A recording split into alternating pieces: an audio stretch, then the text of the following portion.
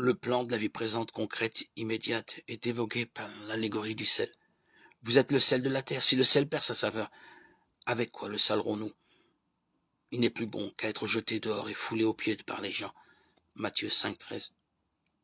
Curieusement, nous passons de l'allégorie eschatologique de la ville étincelante sous le soleil de Dieu à la pauvreté du signe que nous sommes en réalité, à sa quasi-invisibilité, du sel. Voilà ce que nous devons être. Sans doute le sel a-t-il une importance considérable, surtout dans un pays chaud où l'organisme l'exige, où l'on constitue des caravanes entières pour le transporter, où il sert de moyen d'échange, presque de monnaie. C'est un aspect qu'il ne faut pas perdre de vue. Mais il en est un autre qui réduit le sel à bien peu de choses. En effet, qu'est-ce que le sel dans les aliments sinon ce que l'on ne sent pas, ce que l'on ne doit pas sentir? Si l'on pense au sel en mangeant, c'est qu'il y en a trop ou trop peu. S'il est bien dosé, on l'ignore. Indispensable pour donner leur goût aux aliments. Le sel, cependant, doit rester ignoré.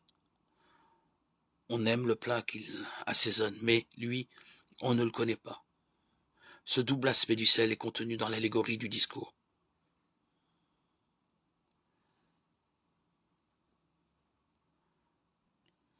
Le disciple doit donc calquer son attitude sur celle de Dieu, qui ne s'impose pas, dont la royauté est le contraire d'un impérialisme.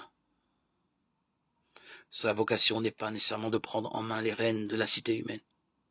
C'est une tentation constante pour l'Église de croire qu'elle ne peut annoncer l'Évangile que dans la mesure où ses fidèles, en tant que chrétiens, dirigent et modèlent les structures.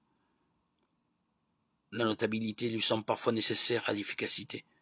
Ce n'est pas une tentation stupide, mais ce n'est pas l'attitude de Jésus ni la voie qu'il nous propose.